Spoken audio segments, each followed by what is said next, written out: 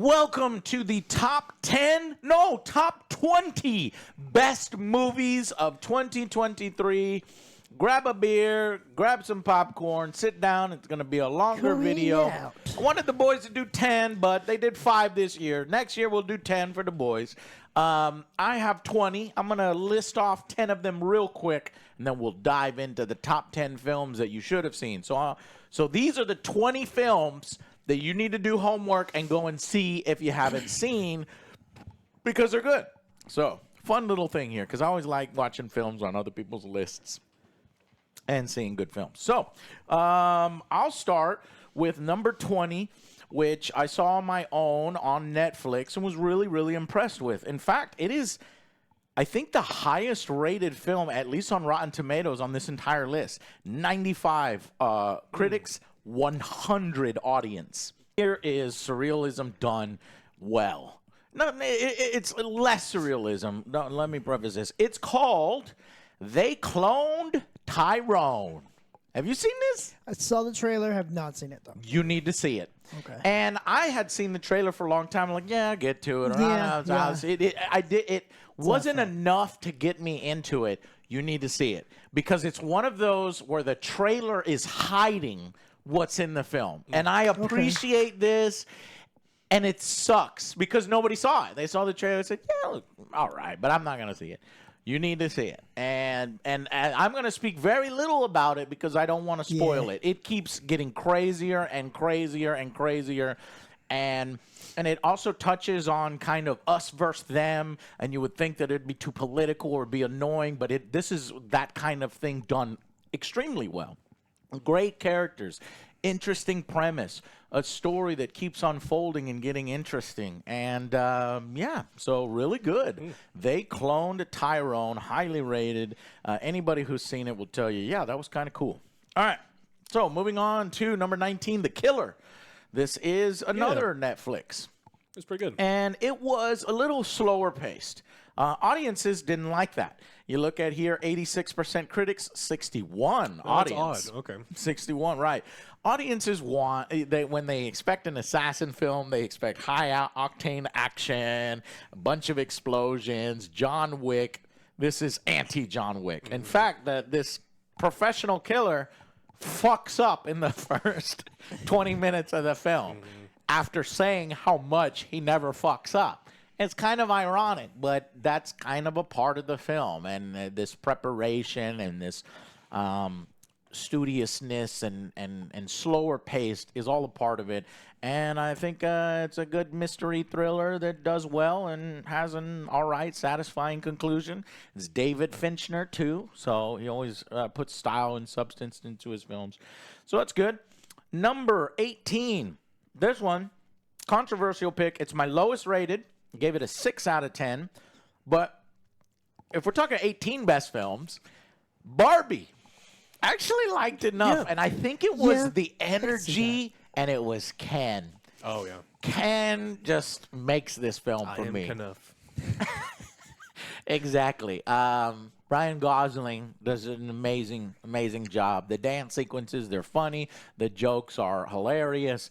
And while the film has all these political messages that the more I think about them, it's like, wait, the women are oppressing the men by the end. But of course, this is a fantasy world where in reality, men have oppressed women over time. So give them something. Give them the fucking film where in their fantasy Barbie world, where Barbies are the most important things and they're the ones that people play with, the daughters play with the Barbies, the Kens are left by the wayside. And in that world, Barbies control everything. So thought it was hilarious. Didn't take it too serious. Yeah, I really like this one as well. Again, Margot did a great job.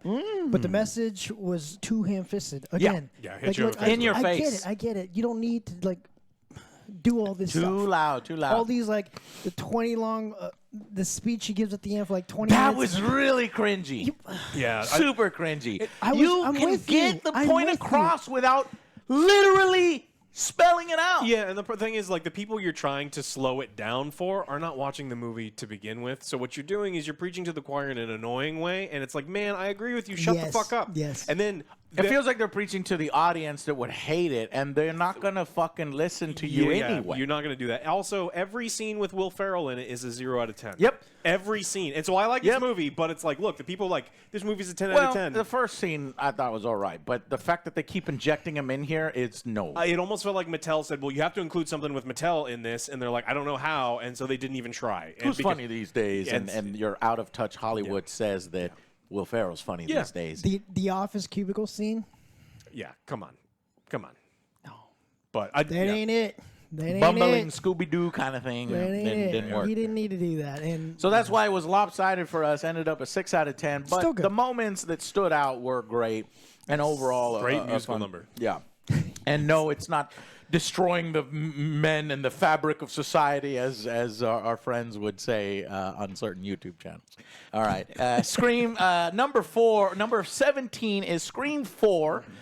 This was quite an interesting revival of the series for me because I went in thinking I don't want to watch this. I don't particularly like Scream. I'm going to see everything coming from a mile away. And surprisingly, I enjoyed it. It subverted expectations in a good way. And you're like, wait, what? What's happening here?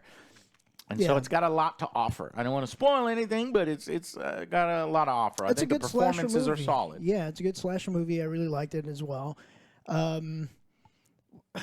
We gave it a 7 out of 10. So that's high Yeah. for a Scream. high for a Yeah. This what one do they I call thought, it? A stabber film? slasher. No, slasher. That's Slasher. what it is. Yeah, this one I thought it was going to be like one of those January horror films, like Night Swim or something stupid they just throw away. But You I think ended that up this whole enjoying it. Isn't that's another thing I was thinking. Stab is the fake Isn't it like a movie in the parody? film. Oh, yeah, you think that all Stab. that stuff would get annoying, but it doesn't. They do a good job, and they tie in the villains on, oh, okay. That makes sense. Number 16 is Creed 3.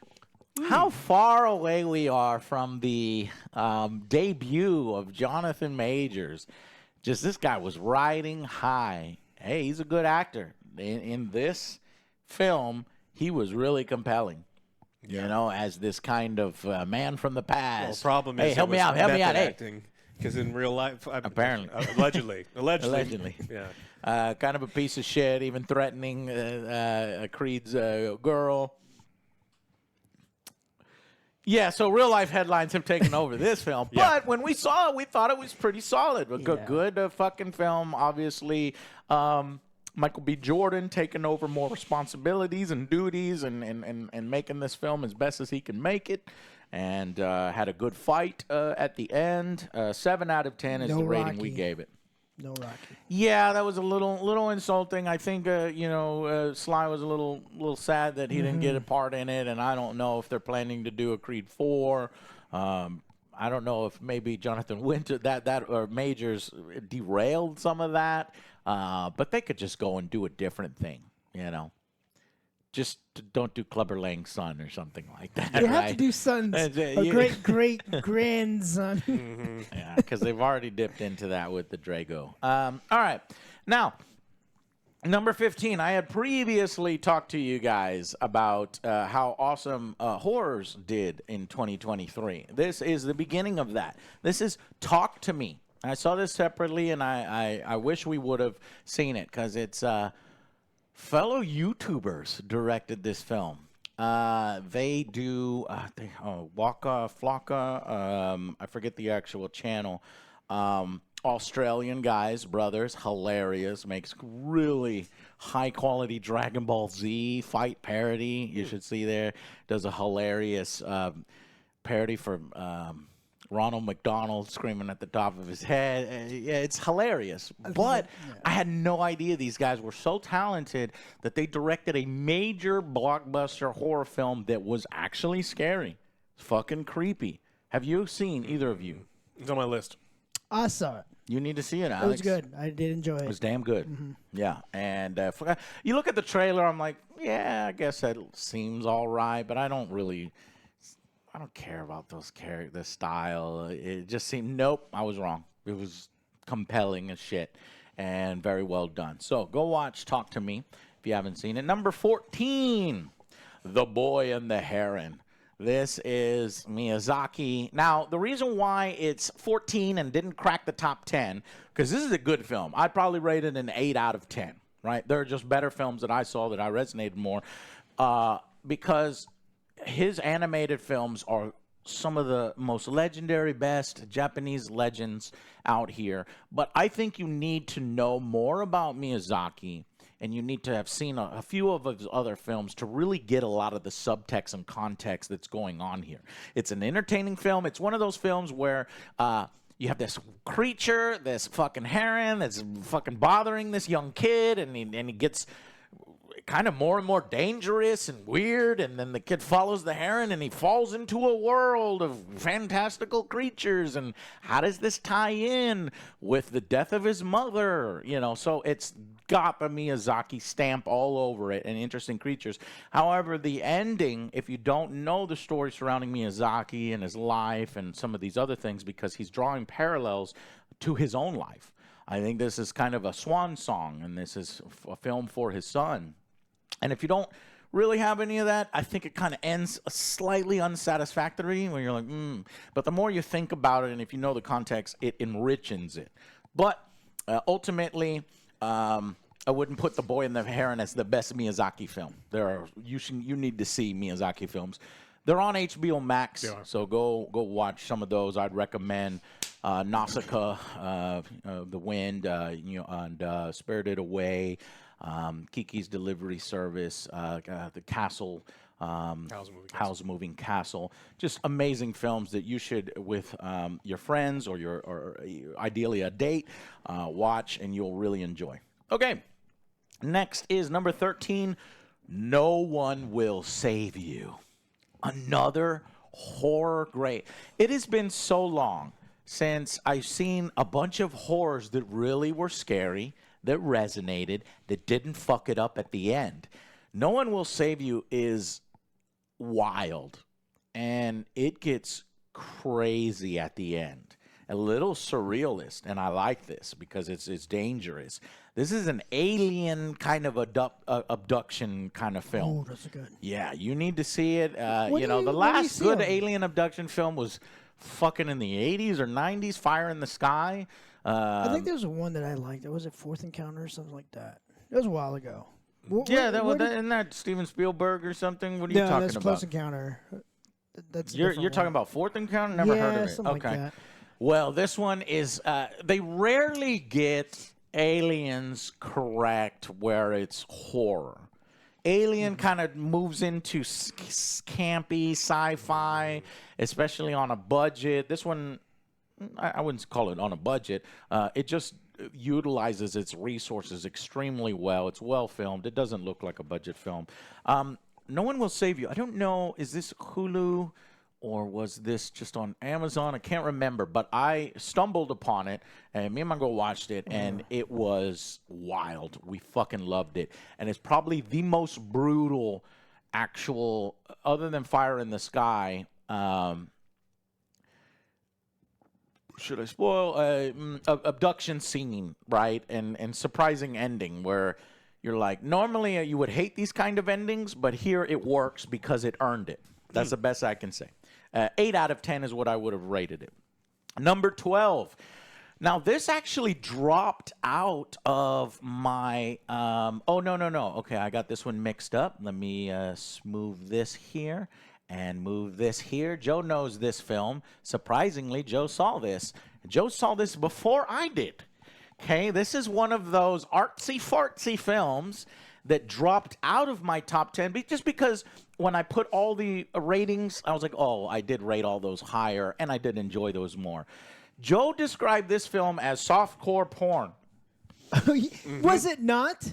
It was. It was. Boy, she was bouncing up and down. Yeah. You see titties, you see pussy. I didn't expect all this shit from Emma Stone. Yeah. I didn't expect to do all this. This softcore porn is how Joe described it. And when I exited the theater, somebody recognized me as the Angry Joe. So, what'd you think of it? And they were talking about it being essentially a porno. And I hear other people walking out. That's all people could talk about. Because Americans, they're not used to this kind of stuff. In a French film, they'd be like, wow, that was a great kids film. Where do you think kids come from? Okay. But here in America, this is softcore porn. So be ready for that. Yeah. However, Didn't expect that. That's what I was saying. however, I did actually enjoy it. I thought that the world was really creative. I loved the background and The everything. backgrounds, the visuals were the great. world, the performances. Emma goes for it, man. And she's willing to do all that. And the way she acts as this.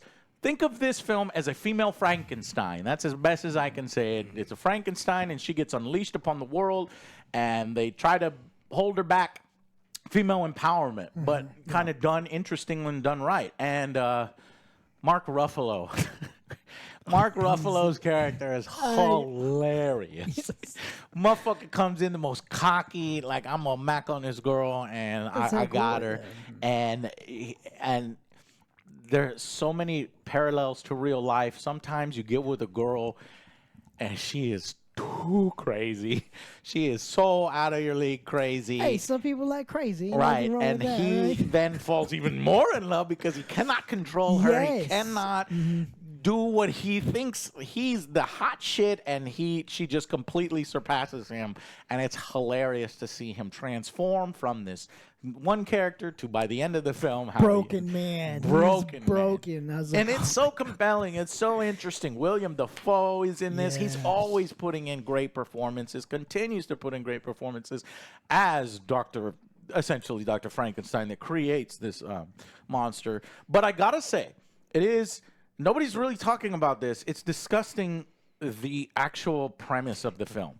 Nobody Yes. says anything. I haven't seen a single critic say, It's a this child. is highly inappropriate. it is a fucking child. Should we say it? Or? I mean, it's in the, But the it's in the trailer. trailer. It's in the trailers. yeah, okay. Yeah. So what is it, Joe? You put a baby's Not just that, the brain. woman commits suicide, and she was pregnant. So Yeah. they rip out the unborn child, They cut put- its head open, put its brain into the body of the woman who committed suicide, yes. and then you have a child, You have a right? So child you have with this essentially a new 6-7-year-old.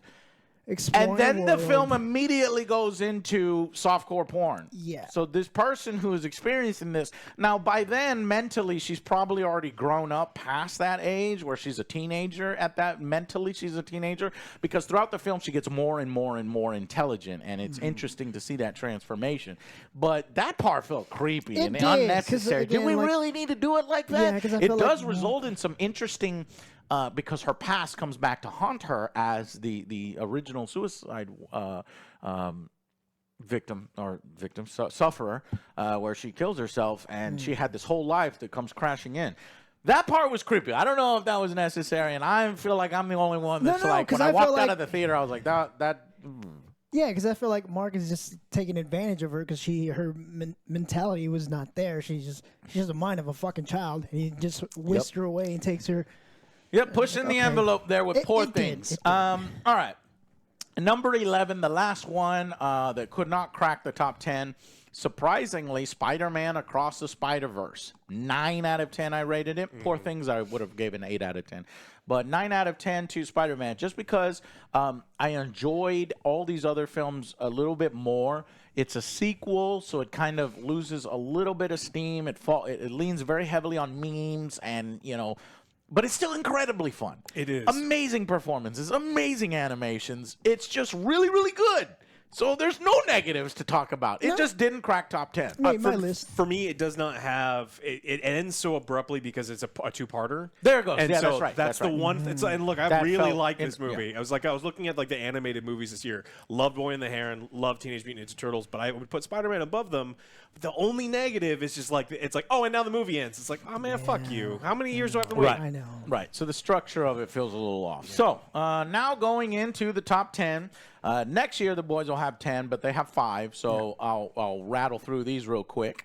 Teenage Mutant Ninja Turtles, Mutant Mayhem. So I liked it slightly better than Spider-Man. I think Spider-Man hits higher highs, but Teenage Mutant Ninja Turtles is a complete story from beginning to end. It's a different take on the Turtles. This thing got a lot of hate from people on the right. I don't really know why. April. Oh, they couldn't jerk you off know to why. April. You know right, why. because of the April. race swap. Right. Can't yeah. jerk off to her. That's so stupid. Well, that's what the 'Cause answer is. Ultimately, that didn't matter at all. And we got downvoted. That's actually one of our most downvoted trailers because we were like, like, hey, I don't see a fucking point, or I don't see what the big deal is. This is like the 7th version, but we have a lot of crossover from a lot of those channels because it says Angry Joe, so people are a lot expecting us to just come in and hate on everything instead of giving things a fair shake. And when you come in and you give this film a fair shake, apparently from these guys, it's actually pretty good. Yeah.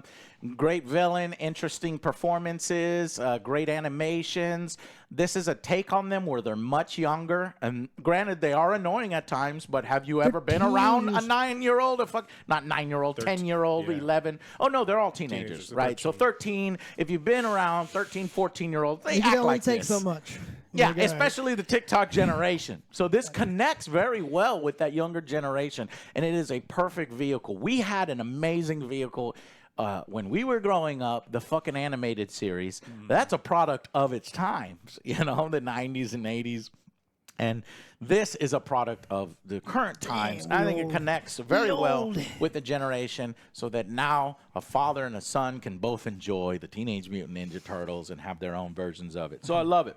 Moving on to, though I hear it didn't do too well at the theater, so I don't know if we'll see a sequel. It did well enough, but I don't know if we'll see a sequel. Number 9, Killers of the Flower Moon. This was a long film, and ultimately I liked it. I would probably give That's what he's known for. An 8. What? I rated the last film a 9. How is this higher?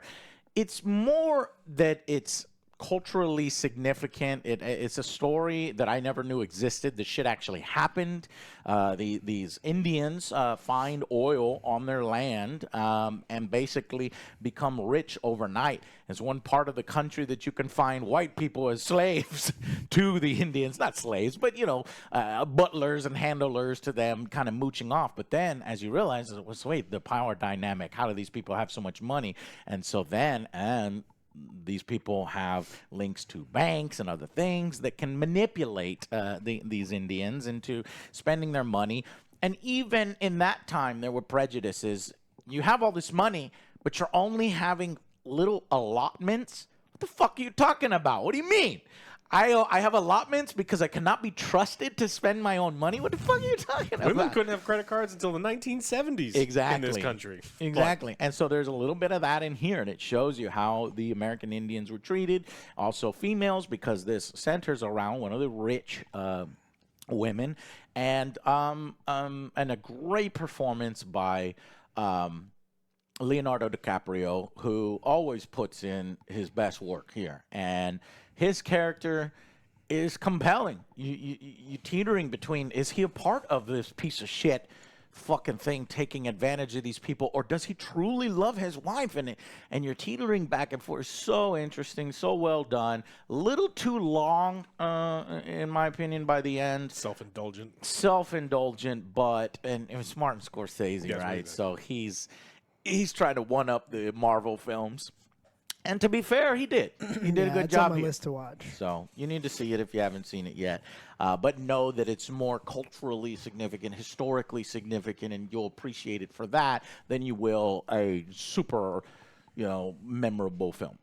All right. Number 8, Evil Dead Rise. Yet another horror. I got to count the number of horrors that got on the best movies list.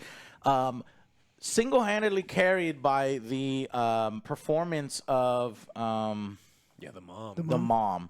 She is. You look at her face in this, and she is so creepy. It's so fucking perfect. I'm looking at her right now. She's just Evil Dead Rise. It's got the style, and it has substance. Style and substance. It's vicious. It's mean. It's gross. People die that you're like, I didn't expect that. Like, this is not Hollywood. This is Hollywood, but it's like, fuck you, and I appreciate that. And it's not clean. It's dirty. Offering just about everything longtime fans can hope for while still managing to carry the franchise forward, Evil Dead Rise is all kinds of groovy. The only thing it lacks is some more reference. It's got some references to, obviously, previous Evil Deads with Ash. I would have liked to have seen Ash return, but I think Bruce Campbell's kind of done playing that. Yeah, he said he's done. I mean, this movie was great. I think they're doing their own thing, which I really appreciated. But then there's they don't want to embrace the Ash style stuff, the almost kind of like kookiness. Yeah, I want more kooky. But yeah, so they didn't do that, but then they had parts of the script that weren't very tight for some reason, and like the only thing that kept this movie for me being like a 10 out of 10 was like there was some looseness in the writing. It was like, man, you were this close from like almost perfection. But it shows you a horror It's film really that good. close to 10 out of 10. It's good. Intense horror, inventive gore, makes up for a so-so story that downplays the signature humor. That's why fans had said, and that's exactly right. However, I gave it a 9 out of 10, and I said another successful horror in 2023. Number 7, Sisu. Came out of nowhere. Hell yeah. Where's like, what the fuck is this? Holy shit, from the producers of John Wick, maybe? This is a World War II film with just not a lot of talking. Just lean, mean, action, revenge story. Loved it. Motherfucking Nazis are fucking with this guy. Don't fuck with me. And he just he gets fed up, and he Fucked just with the wrong guy. you fucked with the wrong guy. He turns into a great time, a gory grindhouse kind of. I'm gonna fucking, no matter what odds I'm up against, this guy just keeps coming, and that's what makes it so entertaining. And yeah, the villains get the comeuppance, and It's a shame no one really talked about it because it was No one talked about it was it. really good. yeah, Finland. This guy just a fantastic actor too, because he's not doing a lot of talking. All the performances is in his face. Some horrific scenes too. Now, I think it went a little too far in some places, a little unbelievable. The plane literally slams into the ground at full speed, and he's okay. Some of these things went a little too far. And often we're over here saying the film didn't go far enough or didn't do. But here's a film where it's taking it seriously, but it takes an element from a film that it's over the top, parody funny thing. Yeah. And they try to pass it off as real. And it's like, no. It changed lanes, is it what changed it is. lanes. And so it's like, oh, this is the lane that we're in. Awesome, let's go. And if the movie starts off silly or it represents itself as something silly, cool. But we changed 2 lanes in in one scene. It's This like, what was the fuck? serious. It was badass. It was Yeah. grindhouse, and then it went into comedy a little bit for just a bit in that series, where it kind of fucks your suspension of disbelief for a little bit, but then it gets it right back. Anyways, so that's Sisu. That's at number 7. Going to number 6. Guardians of the Galaxy 3. I gave Sisu a 9. Guardians of the Galaxy 3, a 9 out of 10. And it's still only at 6. So there's a lot of good movies this film. So in a year where the MCU was fucking up and I'm out. One thing right. I'm fucking out. One thing? Yeah. I keep forgetting that this came out in 2023 and that MCU did have a good film. And this was the one good film. It just felt like I had seen it previous years because the thing needed to wrap up, and it wrapped up, and thankfully it was a successful and satisfying wrap-up. Did it reach the emotional heights of Volume 2 with Yondu? No, it didn't. But it did well enough, and it was entertaining enough, and it was awesome. 82% critics, 94% audience. Enjoyed it. Solid. James Gunn does great.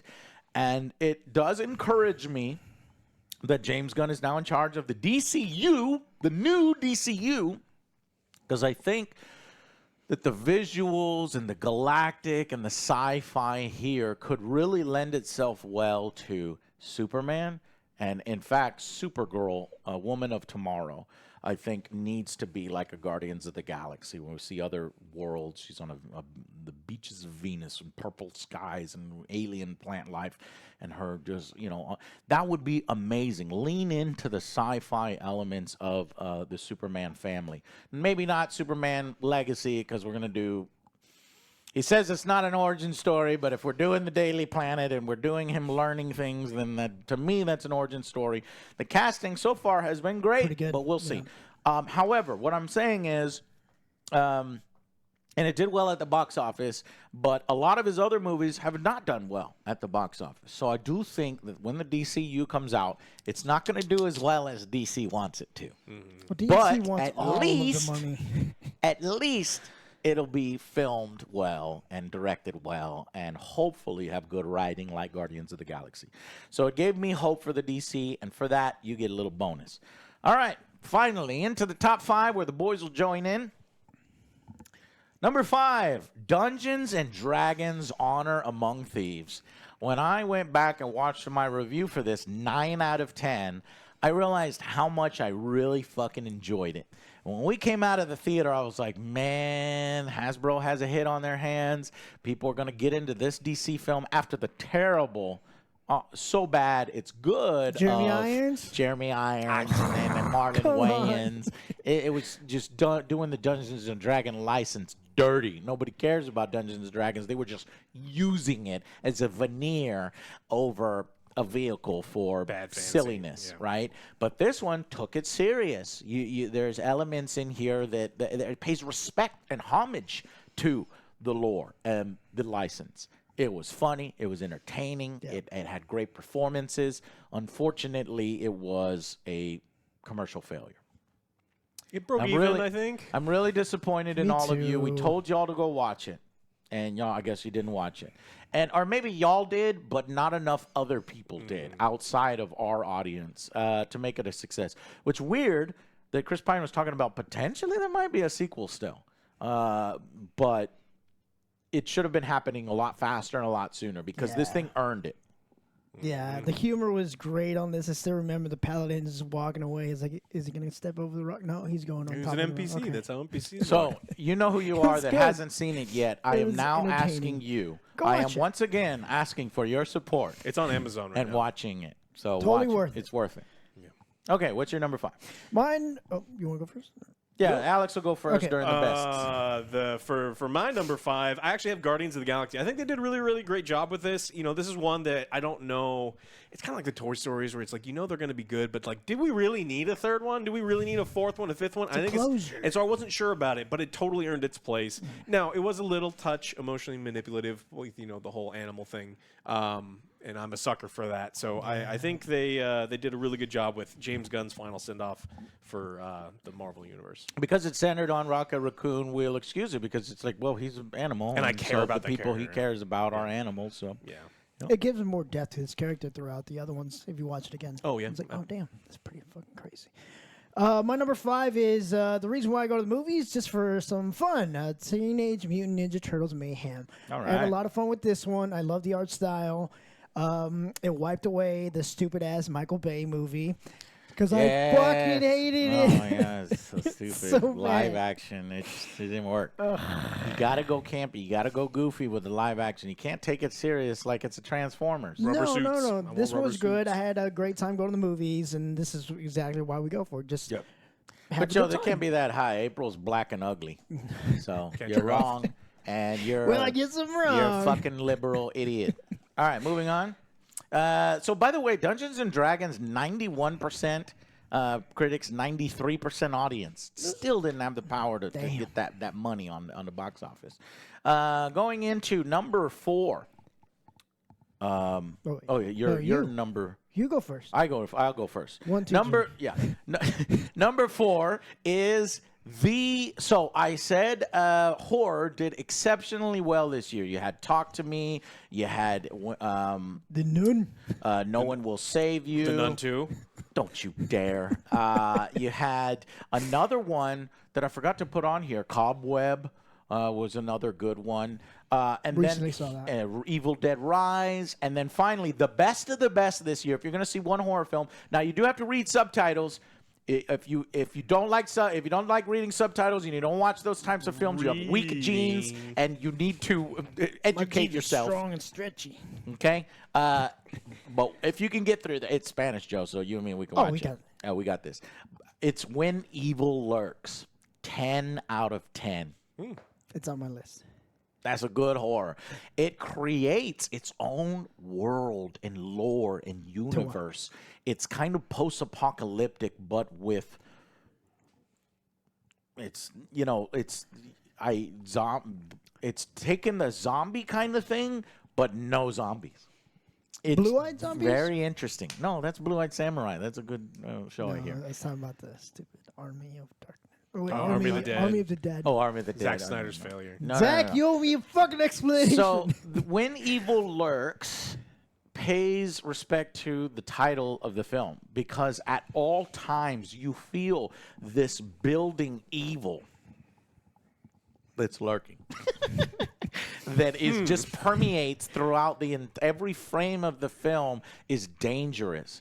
And it has one of the most fucked up scenes I've seen that involves if you are like me or you're like, well, not like me. I could see both arguments. But if you're like Judge Judy, who hates pit bulls, you know, she because pit bulls often lose their shit and fucking go crazy. There's a scene with vulnerable. I won't spoil anything, but the tension is so great. And then, you know, whenever this film decides to do violence or gore or danger or demon, it builds it and it earns it. And when it happens, you're like, oh, fuck. And then you're like, I can't believe I just saw that. And then it sticks with you. And so that's the true mark of a good horror film. When Evil Lurks, which pays into its title once again. After you're done watching the movie, You paranoid? the evil's still lurking. So watch When Evil Lurks. Yes, it's Will subtitles, do. but you'll be good. All right, that's my number 4. My number 4 is Across the Spider-Verse. You know, this is a movie that I appreciate more and more as time goes by, and I've watched it again with other people and then just like had it on in the background. It's like, this is a really, really good movie. I think the story's, you know, it's funny, the story is solid, and the only reason it's not higher on my list is I feel like those bastards should have given me 10 more minutes because it ends kind of abruptly. They want to end on a kind of cliffhanger. They did. Yeah. Maybe set up more movies. And then, I like, don't know. well, because there's the second one that's coming like right away, but it's like I needed 10 more minutes, but I mean, this movie was really good. I'm not done. Yeah. There's more. I agree. That's my number 4 as well. Really? Yeah, Spider-Man. Great story. It was a very emotional scenes. I'll watch this again and again. It was great. I fucking loved it. Nailed it. Oh, we already talked about it. That was we gave it a 9 out of 10. I'm not sure what the boys gave it, but pretty high. All right, that's a quick number 4. Number 3, another. Basically, my 4 through 1 are 10 out of 10s. So number 3, 10 out of 10. John Wick Chapter 4. I didn't think they could do it a 4th time. We keep getting better and better. The action is amazing. The story is compelling. I'm like, okay. And then does it seem like an ending? Is it an ending? Is it not an ending? But if it is an ending, I'm okay. If it's not an ending, because it earned such a good rating, I wouldn't mind one more. So as long as you get the whole crew back together and everybody does their same thing. Donnie Yen, fucking amazing choreography. Just I enjoyed it very, very much. Yeah, I think you liked it better than both of us. This was one of the ones that I think that they took a dip in quality. I think that they kind of went to crazy town a little bit. I mean, so I've gone back and rewatched all of the John Wicks pretty recently, and the first one is so tight, and it's not grounded, but it's almost there. And the second one, the legend and the world gets bigger and bigger, and almost more unbelievable. No, actually more unbelievable every time. There's scenes where 300 people in a park are all assassins, and it's like, come on, man. I liked it when there was a couple more. The world felt more dangerous. So, I mean, this one I think I gave an 8 to. I still really like this movie, but I think it's almost like Sisu, where there's a couple scenes where like, come on. I agree with that statement as well, because I did knock it down a little bit, because I felt like it was more leaning towards the superhero territory, because he was like he's blind, but he's like still shooting everyone perfectly and everything. And at the end, like during the stairs, it's like, all right, like. Just to reiterate, that's why I like it, because Alex is right. You watch the first one again, that film works on a film level. Yeah. Not just an action level, but a film level. That's a 10 out of 10. Yep. Yes. And what happens here is as you go along, the action gets heightened, but the story gets weaker and doesn't really work quite well as a compelling film anymore. Good. But for me, I liked the superhero elements. I like the 100 assassins. I like the underground. So John Wick Chapter 4, 10 out of 10. Number 3. What's y'all's number 3? My number 3 is actually Dungeons & Dragons. This is a movie I saw with you guys, and then I saw it with people I used to play Dungeons & Dragons with. I'm a D&D fan. I've been playing for fucking forever, over 2 decades. I love the universe and the rule systems, and this thing had absolutely everything, and it gets better the more times that you watch it. So it is a shame that you people didn't go see it. I paid for it Other twice. people. You people saw it, Yeah. right? Yeah. It's really good. It's just, you know, it's not, I wouldn't go out and be like, oh, 10 out of 10. It's just, this is a movie that I will watch a couple years from now, and it'll be great. A couple years after that, it'll still be fucking great, and I'll want to go watch it. So, like, I think this is an important one if you just like fun fantasy movies. I hope Chris Pine gets the sequel that he wants. Me too. My number 3 is Siju. Yep. It was fucking epic. I love this. It does seem like a Joe film. It It's was just so like, fucking good. That pays the off. The scenes had so much tension. They're walking through a minefield. I was like, you, go. They blow up, and it's like, next one's like, oh, God, I don't want to go. He just Compelling. chunks a fucking landmine at somebody's fucking face. The gore and everything is so epic. But again, there's some stupid moments. He's hanging, like they hang him for like 10 minutes, but he's still alive, and he gets off. A little for some unrealistic. He bullshit hulks out of his stuff. shirt, and Yeah, some of that is kind of going crazy, but the shots were amazing. The acting was great. Love this film. It's 3 from this. Why I made my number 3? Number 2, another 10 out of 10, Oppenheimer. This is, how do you make a film that is about the creation of the atomic bomb and the man behind not even the creation of the atomic bomb, the life of the man who, helped make this happen, Oppenheimer. This compelling, this interesting, this, fascinating and tight and well, even though it's a longer movie, maybe that might be one of the criticisms, that it's a little long. Maybe you could have shortened it, but I enjoyed it the whole way through. It's compelling. It's about the man's life, and you rub shoulders with historical figures, and you see, great performance from Robert Downey Jr., who's nearly unrecognizable as this kind of a slimy politician guy. Petty asshole. Yeah, and just a really great, compelling story. You even get Einstein is in it for a little bit, building this essentially a scientist city. Who, like, we have to fucking develop this thing. The Germans are doing this, and the Russians are doing this, So, and, security issues. Just they make these mundane-sounding things extremely compelling. Yeah. And Christopher Nolan, that's how.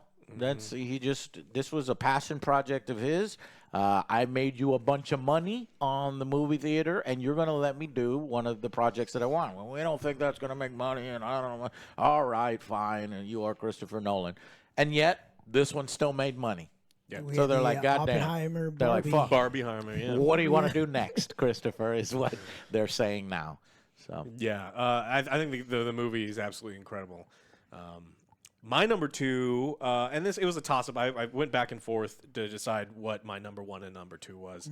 My number 2 is Godzilla.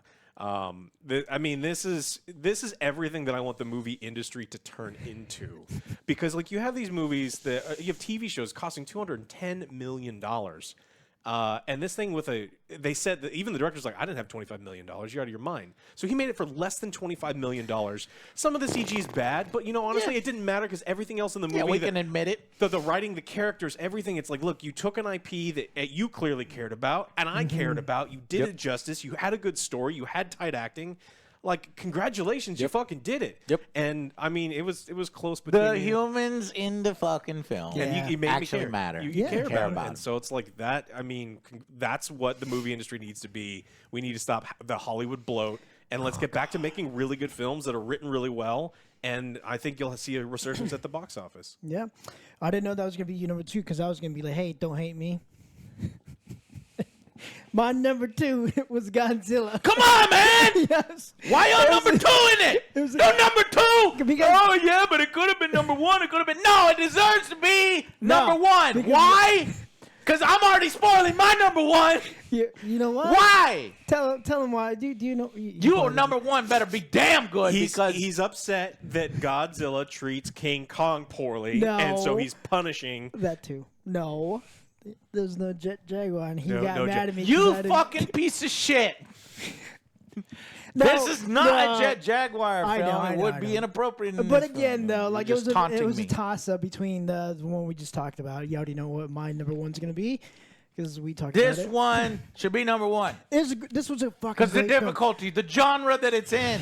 This thing is a heavyweight fighter It's fighting in number a two. genre, fighting against It's films still- it has no right to be fighting against, I would- and potentially earning the number I one think the tick spot. for technical difficulty is making the entire world care about the dude The who entire world simply organized. No, that is the most important historical figure, arguably ever. He's not even creating the atomic He's bomb. not even the most important historical figure in the fucking movie. but some people already knew that he was. Godzilla is a box office draw, and Oppenheimer is someone God. who people didn't know about until this movie came out. That is a hard thing to make mass audiences care about. Okay. See, so like, yeah, he made It's the tough. he made That's the a good atomic- argument, but my argument is good as well.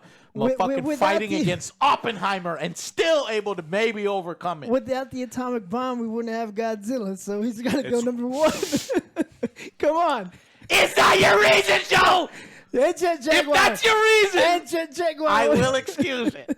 Because you're right. And that even fits within Godzilla See, lore. there you go. I will there accept you go. it. I appreciate So, you, it was Joe, a finding a fucking way. great- it You was- found a way. Where there's a will, there's a was way. born from the bomb, so it's like his grandfather. He nods to his Yes. grandfather's film. Yep. You Got need to it. watch this film. It's fucking great. If you haven't seen it, go watch it twice. I think they're gonna do like a black and white. See, I or couldn't something. watch it twice. That's the thing why I put Godzilla first, because I've already watched Godzilla 4 But times it's now. still so fucking. But okay. Oppenheimer, I wouldn't watch a second time. I just wouldn't. Would you? That's my number Yeah. two. Yeah, Would you watch it a third time? yeah. Would you watch it a fourth? No, you wouldn't. Not like Well, like, not if- like if D it's on there, I'll D and put It's D. way too long. for Yeah, that. but like every couple years, Oppenheimer is a movie I can watch 10, 15 years from now and be like, holy Sure. shit, this movie is still a 10 out of 10. Yes, I And agree. so- And you would agree. recommend it and say, "Hey, check this movie out. You haven't seen it." Yeah. Yeah, I would agree. Yeah. Go So see. that's my Okay, number so two. obviously Godzilla's number 2. So now you know what my number 1 is, and now you know what their number 1 is. We spoiled it. My number 1 is obviously a 10 out of 10 Godzilla -1 for the reasons that I already gave you. I've seen it multiple times. How about another reason?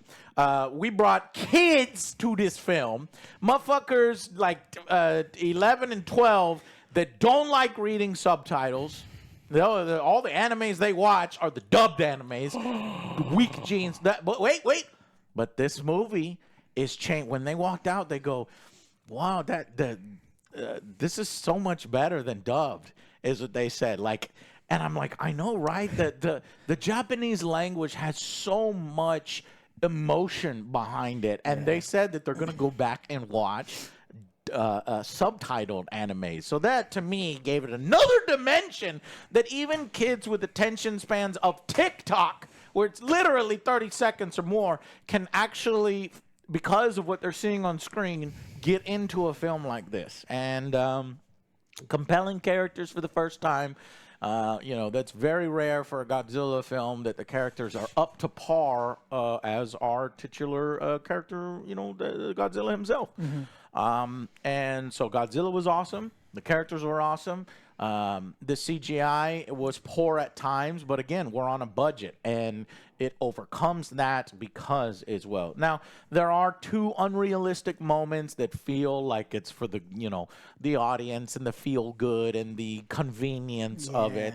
And that you can see is holding it back. But other than those 2 things that they could have explained a little bit better or found ways around, it's amazing. You need to see it. Godzilla -1, 10 out of 10, best film of the year for me. And the fact that the boys were considering it as number 1 over Oppenheimer, right over Christopher Nolan, over Without him, there's no multi-million dollar Godzilla.